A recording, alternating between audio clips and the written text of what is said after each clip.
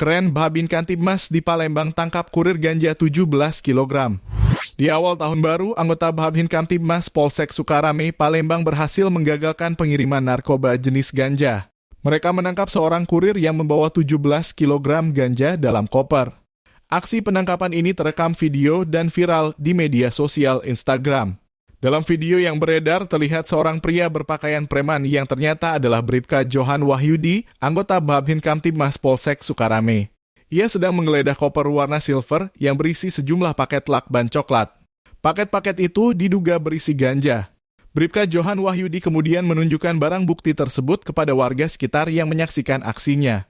Ia mengatakan bahwa paket-paket itu adalah narkoba jenis ganja. Warga pun terkejut dan mengucapkan selamat kepada Bribka Johan Wahyudi atas prestasinya. Sementara itu, pelaku yang diduga sebagai kurir ganja itu sudah diborgol dan jongkok di depan Bribka Johan Wahyudi. Ia tampak pasrah dan menunduk. Belum diketahui identitas dan motif pelaku.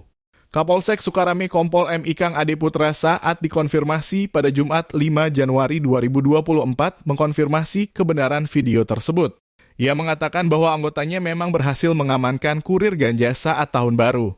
Ia juga mengatakan bahwa barang bukti 17 kg ganja itu akan dirilis di Polrestabes Palembang. Ikuti sumselupdate.com untuk mendapatkan informasi terbaru.